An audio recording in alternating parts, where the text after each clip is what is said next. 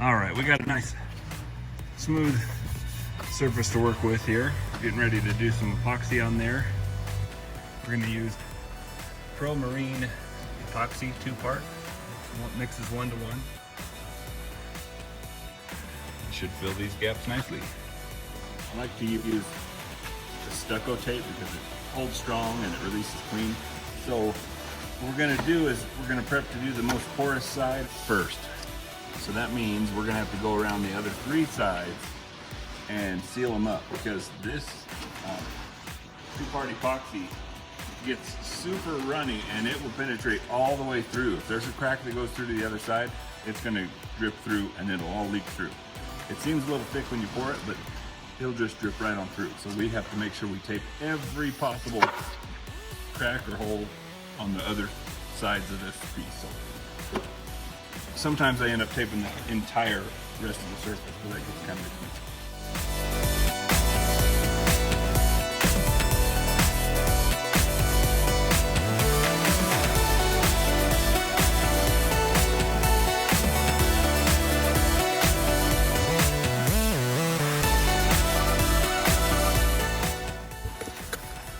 Scrape the edges, mix it up really good.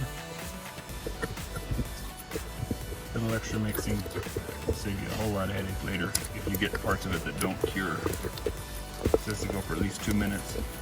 Let's say go a lot longer than that. Now if you mix too much at a time, then it can get really hot. And then it starts to cure too fast for itself and starts cracking on the inside sometimes. So we're going to start pouring. We're going to concentrate on all the voids first, and then we're going to smear some over the whole surface. It's all going to get sanded back off to flat. Like I said, we're just wanting to harden up the wood just a little bit. And this stuff soaks in pretty well.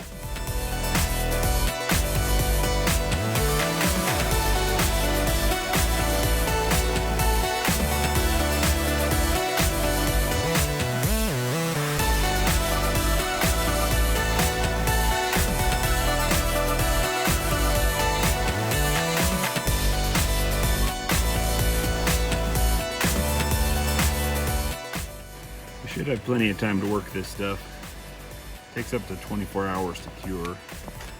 Kind of why also you don't want to mess it up, because if you miss a spot or it soaks in too far or you don't get enough in there, then you got to wait 24 hours before you can go again. So this part can take several days.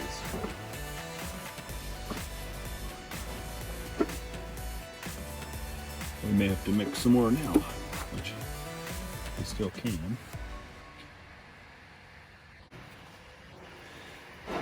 It is starting to heat up a little, so we may need to go to step 2 here.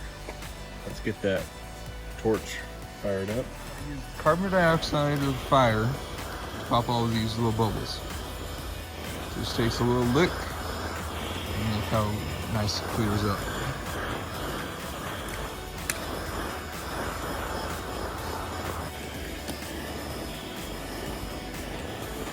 I'm mixing another batch. We didn't quite get enough mixed up, so we got to keep those bubbles off of there without burning the epoxy. Like Wyatt said, it's not the heat that kills the bubbles. It's carbon dioxide in the propane flame there. Hold on here, I'll show you. You can even do it with your breath. So if you wanted to sit there and on it all day, you could do it that way, but the torch is a lot nicer. It warms it up a little bit to thin it out too, and so it soaks in a little bit better when you use the torch. I've heard of people trying to use like a blow dryer. It's not going to do anything for you as far as getting rid of the bubbles. You got to kind of babysit it for a couple hours, seems like, or come by and check it occasionally, but it'll cure and you'll have a hole there where the bubble was. Put some more in here.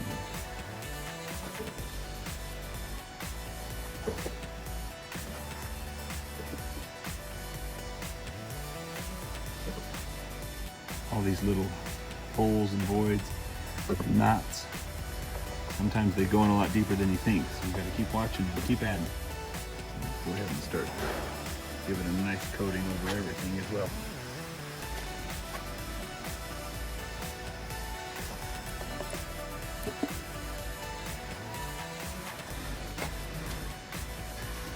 about it for our epoxy. That should be enough.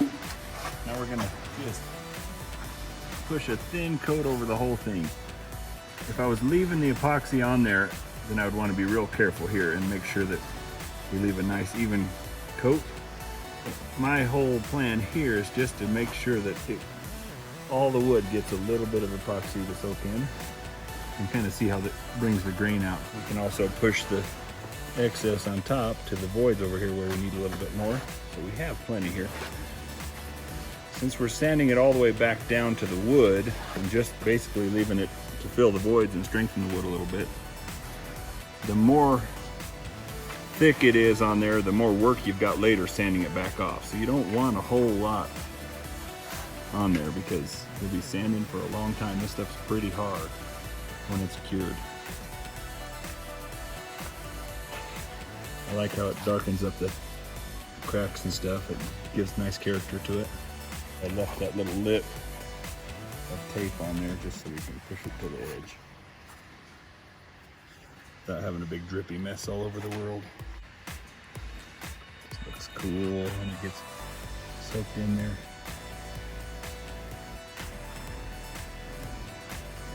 Ooh, satisfying. Slimy yet satisfying? I guess so. Okay, we're gonna fire that torch up again and get these bubbles out of here.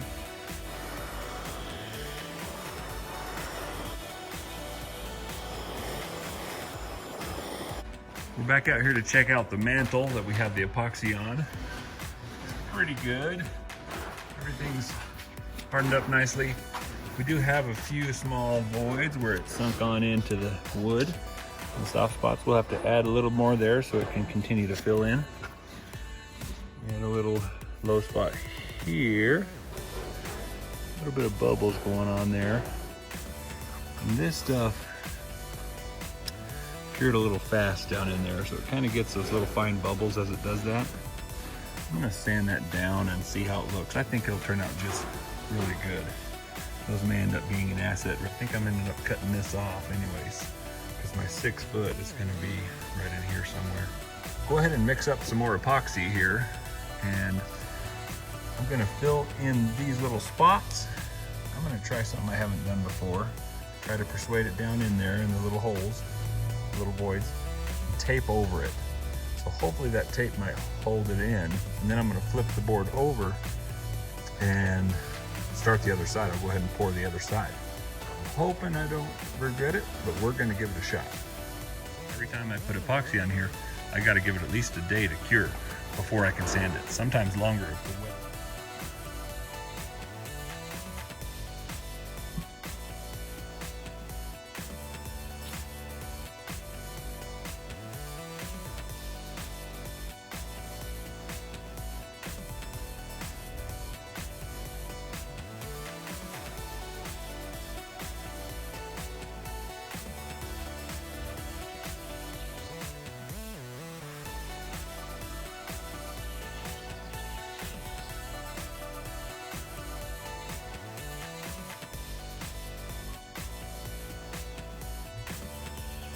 We're going 50-50 mix. So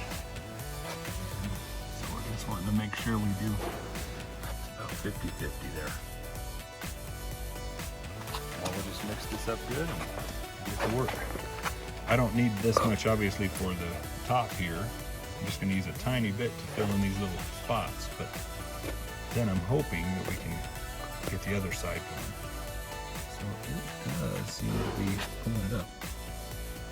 Just a little bit down in these voids. So that should be good there. I got another spot here.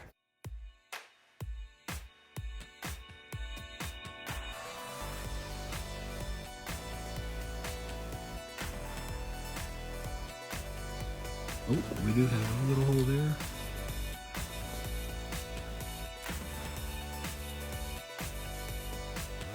Oh, great. You put your hand in it, didn't you? Yep, in the big one. I'm making a mess of my work. Yes.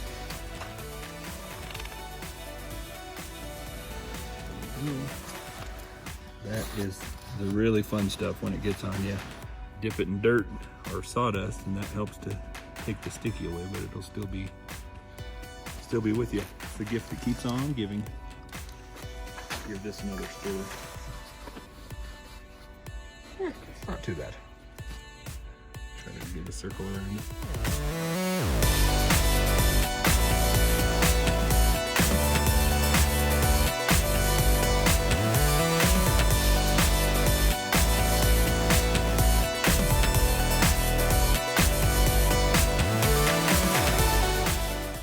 We would never want to do it this way if we were hoping to leave that super high gloss epoxy finish. But what we're hoping to do is just leave it down in the voids. Harden the wood. And we're hoping for a nice satin finish.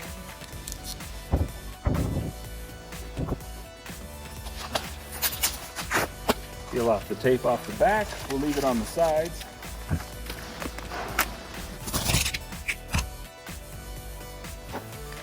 We mixed extra this time because last time we had to mix 2 batches to finish it. And it drank a little more than we thought it would. You want to have plenty, but you don't want to get too carried away because the more epoxy we get on there, the more we have to sand off. If we leave it thick in some areas, it takes a long time to sand this stuff in. It's really hard on the sandpaper, so you go through quite a bit of that.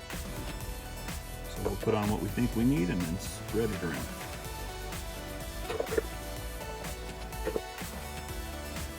It'll look really cool in all these cracks and voids.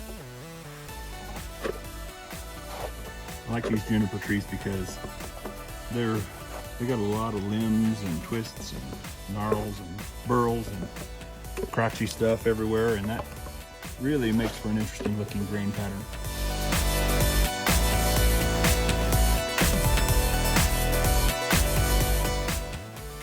I think we've got all the main voids and cracks covered, so now we'll just start spreading it around. Look at right in here, you can see that it gets really reflective almost. Right in this area here, I love that stuff, especially when we put a good finish on there.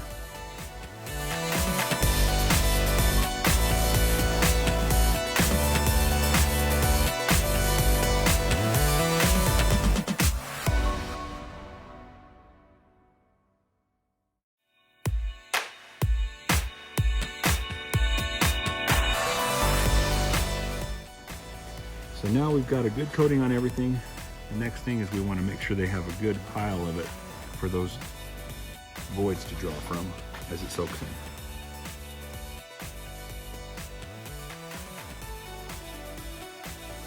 Well, it got me. Luckily, I know where we can get a lot of sawdust to kind of kill that stickiness. Usually we try to wear gloves, but we neglected that this time, so follow me. We'll get some good supply of sawdust. I think we have enough sawdust to take care of that sticky stuff.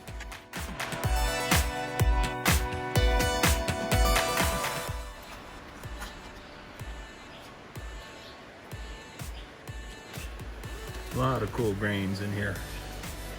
It just started raining. You can hear the rain hitting the roof of this building. Got the lights on. They take a few minutes to warm up. It'll get brighter in here.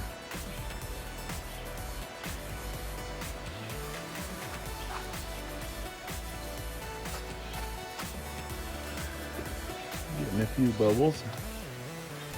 But check out the grains in here. That's just neat. Really reflective, and it'll be reflective, like almost metallic in there, even with just a satin finish when we're done. I like how the older growth juniper trees get these almost black rings occasionally in here. Very cool.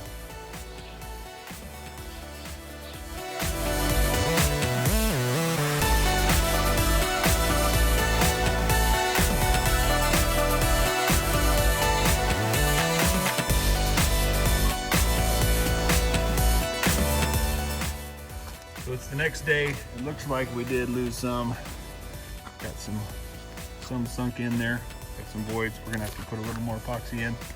Looks like we got a little room for some in here, soaked down in. The rest is looking pretty good. That's not the one we're looking at. There was a hole, I think, here. Let's see if it filled in all right, or if it just made things worse. Well, we got some bubbles, but I think they'll survive. We'll make some magic with that later. Sticking in my shoes. Super sticky. We like it. Comes off clean if you don't leave it on for too long, but it sticks really strong. Ooh, we did have a little bit of a void still. We'll have to wait till we do some sanding. We may have to end up putting a little bit of spot epoxy back in. The whole put some epoxy and tape over it and flip it over may not be the trick, because it looks like we still have some bubbles down in there.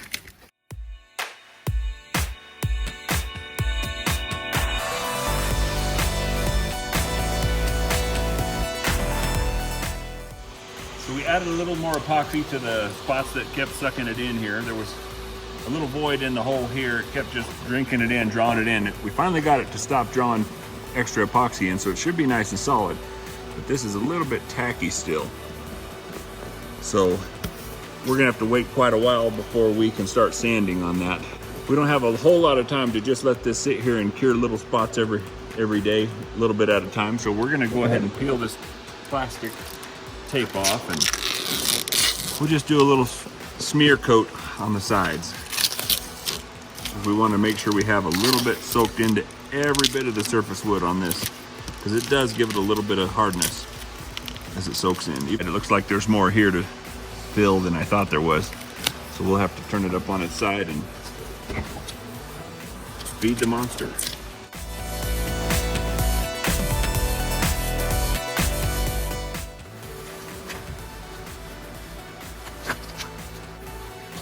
This will look pretty cool. I love where the bark is still kind of embedded in there. When that gets that epoxy around it, it just shines and sings. I like it.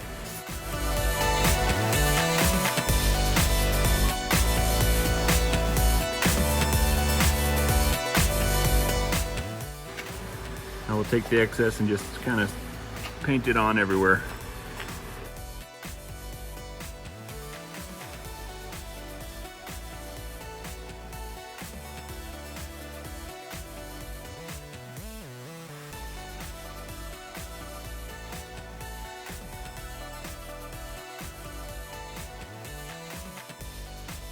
Extra thick, don't get it on you. There you go, push it right into these cracks. And leave it thick on the cracks. And over here where it's nice and smooth, it doesn't need to drink anymore. But it's still drinking down in these holes and stuff.